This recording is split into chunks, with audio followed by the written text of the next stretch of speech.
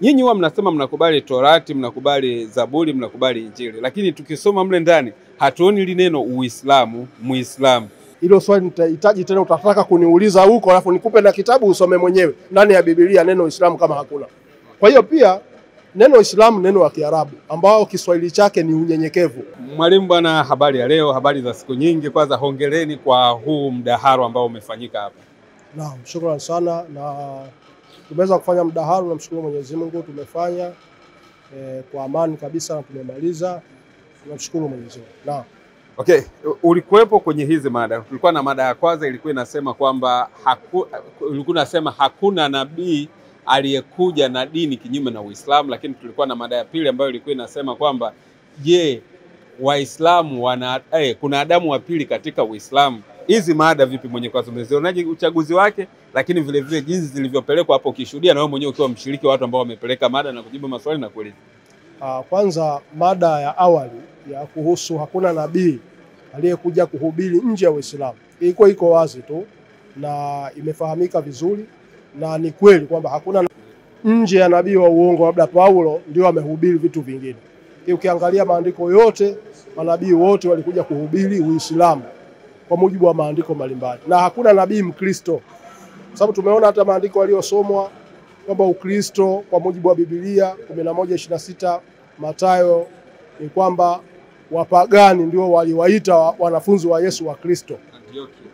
Kwa hiyo hilo liko wazi tu kwamba hakuna nabii aliyekuja kuhubiri nje ya Uislamu.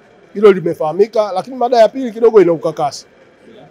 Ukakasi uko hivi kwamba mada aliyeiweka, naamini hata Wakristo wengi wamechanganyikiwa, kwa sababu unaposema Adamu wa pili ili iweje? Kwa sababu Adamu wako wengi, watu wanaendelea kuzaa. Hata mimi nategemea nikipata mtoto mwingine nimuite Adamu, maana naona Daniel ameningangania swala la Adamu hiyo. Kwa hiyo hoja ya msingi ni kwamba sisi tunaamini kwa mujibu wa Qur'an kwamba Mwenyezi Mungu amemtaja Adam na kwa nafasi sawa. Yaani nafasi sawa kwa maana kwa idadi. Adamu ametajwa mara 25 ndani ya Qur'ani na Isa ametajwa mara 25, yani Yesu.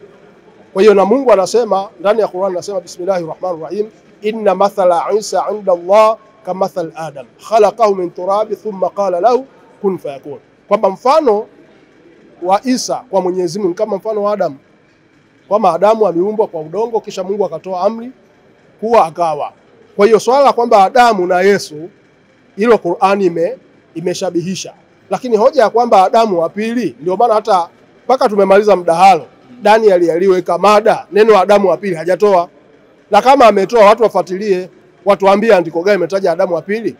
Kataja Warumi 5:14-15, bado hajasema Adamu wa pili ni Yesu. Kwa hiyo ametetea kitu ambacho hakipo. Alafu mbaya zaidi, na sisi tulikuwa tunamuacha kwa sababu tulikuwa tunategemea Mazinge kuna swali ataliuliza, kwamba siku zote watu ambao hata wewe simulizi nadhani channel yako imemrekodi Adam ya Daniel kumtangaza Yesu ni Mungu, lakini leo anamtangaza Yesu ni Adamu wa pili, lakini maandiko ukisoma yanasema mwana wa Adamu. Alafu hapo anaulizwa swali anasema anamwabudu huyo mwana wa Adamu.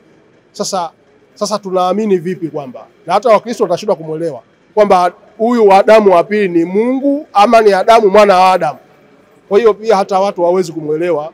Inabidi Wakristo wakae watafakari, waangalie mafundisho yanayofundishwa na walimu wao, mengine yanaendelea kuwapoteza kwa sababu hayana, yani somo lililowekwa Adamu wa pili halifungamani na vitabu, kwa sababu halijatolewa hata andiko moja. Labda wewe kwa sababu umerekodi unaweza ukalisikia ukaniambia sehemu yoyote umesikia Adamu wa pili kwa mujibu wa andiko, sio kwa mujibu wa maneno ya mdomoni. Kwa hiyo hoja ya msingi ndio iko hivyo, ila tunashukuru kwamba ndio kiwango chake cha uelewa, na sisi tumelipokea hilo, tumefundisha watu na watu wameelewa. Okay. Mwalimu Mwankema na hata huyu mwalimu niliotoka kwa moja hapa Chicago wao wanasema kwamba tunamwabudu Adamu wa pili. Kwa hiyo maana yake wengi tulikuwa tulijui, ila kwamba kumbe tunamwabudu Adamu wa pili. Kuna maneno kwamba nyinyi mmeelekezwa kwamba kama kuna jambo ambalo hamlielewi muwaulize Wakristo. Haya, Wakristo wenyewe ndio hao wanawajibu hivi. Sasa mpo tayari kuwaelewa au mtabishana na yale maneno ambayo yamesema kwamba mkiona muelewe jambo mkawaulize Wakristo na Wayahudi? Vizuri. Kwanza hiyo aya, falsafa hiyo aya, ikiwa kuna jambo ambalo wenye kulijua, haina maana tu ya maandiko. Kwa mfano mimi naweza nikaa hata leo watu waliokuja hapo ukumbini, hata wewe kama ulikuwa hujui, umewauliza watu wenye kujua. Inaingiaje? Wewe kwamba bana ukumbi unaofanyika mdahalo uko wapi? Kwa hiyo hii ni falsafa kwamba kama kuna kitu hujui uliza wenye kujua, lakini haikuongelea kuhusu masuala ya dini. Haihusiani dini tu. Hata wewe umekuja kuuliza mkutano uko wapi, umeelekezwa. Kwa hiyo lisitumike andiko hilo kwamba eti kwa sababu Mkristo kazungumza kitu tuulize. Kwa hiyo kwa lile ambao hatulijui tunauliza. Lakini kwa mujibu ambao tunaoyajua na tusiyojua, mbona hata hayo tumemuuliza andiko gani Yesu ni Adamu wa pili? Hakutoa pia. Kwa hiyo bado andiko la Qur'ani ukiwa tuna mashaka. Tena andiko linasema mkiwa na mashaka juu ya haya basi waulizeni. Sasa hatuna mashaka. Uislamu uko wazi na hauhitaji Adamu wa pili, na hata Ukristo kwa mujibu wa maandiko hatujaona andiko ambao Ukristo unadai Adamu wa pili.